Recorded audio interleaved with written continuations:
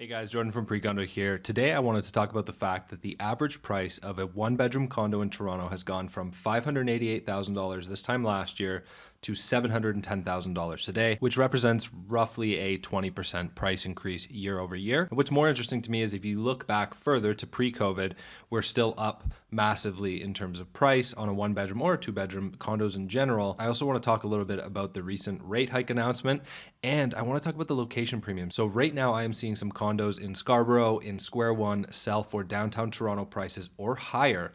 And I want to talk about why I think over the medium to long term, we're going to see that sort of correct. So let's hop over to the PC and I'll walk you through what I am seeing and show you some crazy recent sales in Toronto. So this one in particular, I really wanted to show you guys. I pulled up the floor plan here. The Condos SCA data isn't actually correct. So it's not 494 square feet. It is 507. And it's sold for $691,000, including parking. So you're looking at $1,362 per square foot, $1,363 a foot.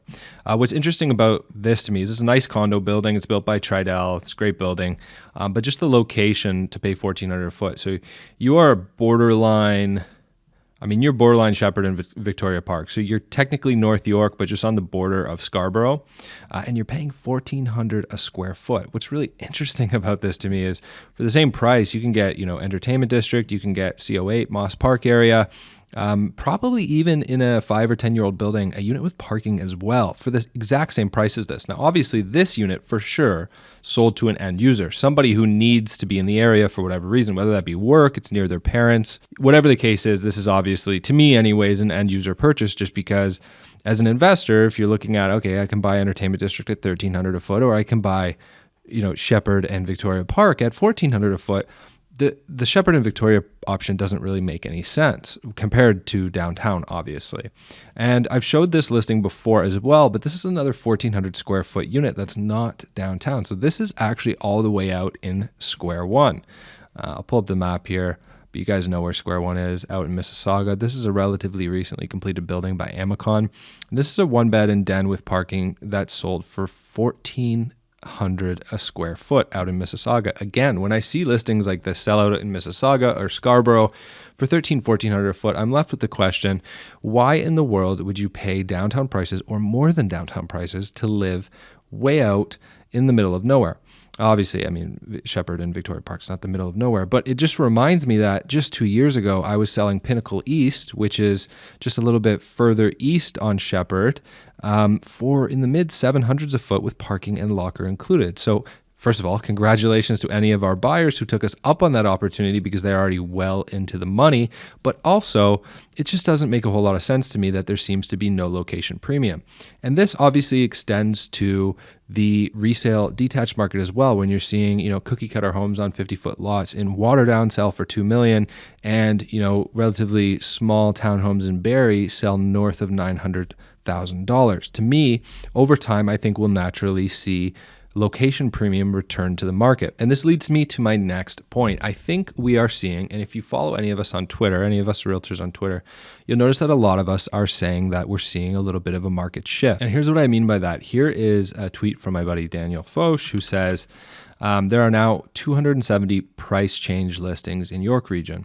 In the past, a price change meant price reduction, but lately, of course, it means that the sellers didn't get what they wanted on offer night, and so they just relisted the property at the price that they actually wanted to get. So you can see original price versus the list price mean here, and you can see that it's increased because obviously on offer night, they didn't get the turnout that they were expecting, and so they've relisted at a higher price, and that is indicative, very early signs anyways, of a trend changing. Here's another example from Tom's story. You guys all know Tom. There are 131 homes and 184 condos that have recently changed their price, so the market is shifting once again. Now, it's not really showing up in months of inventory yet, so this is a great chart from my friend Ivan. Go ahead and follow him on Twitter. He's probably he's an absolute machine at putting out housing market charts. Like, it's very routine. I always turn to his Twitter feed first to get charts so that I'm too lazy to make them. So I'm glad there's guys like him out there. There's a lot going on in this chart, but this is the detached months of inventory.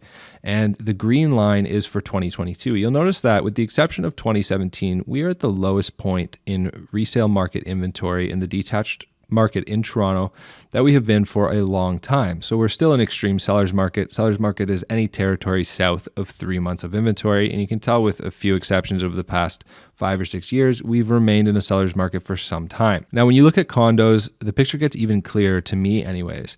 You see condos are below 1 month of inventory, and it only rivals, again, 2017, which, if anybody remembers, was the best year ever for condos. They appreciated 20 to 30% in the core in some cases. And during that same year, detached months of inventory spiked, and we saw actually a bit of a cooling and a correction in the detached market. I don't know if this year is going to be a repeat, but I certainly think we're going to see some return to location premiums in the sense where I think any properties that are up, 100% in the last 2 years, cough, Durham region, Hamilton, Barrie, Simcoe, I think those areas are more ripe for correction if we do end up seeing a correction at all. And the reason I bring that up is because obviously we just saw the first rate hike in Canada since 2018. So mortgage rates went up 0.25% if you're on a variable. And it is worth noting that, people ask me, does that really affect affordability? And of course, the answer is no, not for most people, because for every $100,000 borrowed, a 0.25% increase is only going to increase your monthly payment by $25 or $12 per 100K borrowed. So if you borrowed,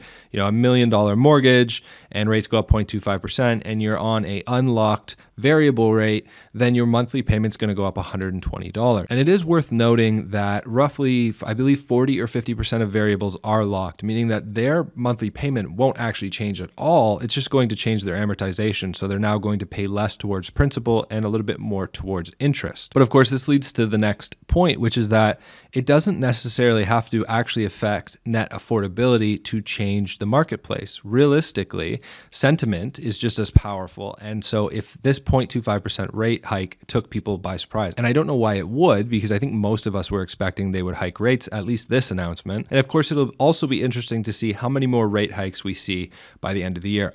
I'm betting on 2 or 3 rate hikes in total for the whole year. I just think there's too much uncertainty in the market, and despite inflation running kind of wild, I think we're backed into a corner here, and I don't think the economy can handle too many rate hikes too fast. So I tend to think we'll probably continue to see pretty low rates for the sort of near-term future. But again, I could be wrong. I'm not an economist. Don't take this as any sort of financial advice. But I will say that if we do see a number of rate hikes and sentiment does shift in the market, I think that you're going to start to see people pay more attention to what I consider the undervalued assets, which are condos downtown that are only up 10, 20% versus things like homes in Durham that are up 80, 90% over the last 2 years. If you're looking to invest in a pre-construction condo, you can book a call with me by going to precondo.ca/call, or you can sign up with the Pre-Condo Academy, where I have 90 minutes and 12 videos of everything you need to know about pre-construction investing. And this is also the platform where I post my best, most exclusive pre-construction deals. I no longer post them publicly or send them out to our email database because we just have too much of a following and other brokers catch on too quickly. So you go to precondo.ca/academy, sign up there to get all of my best deals and learn more about pre-construction investing. And I will see you guys next video.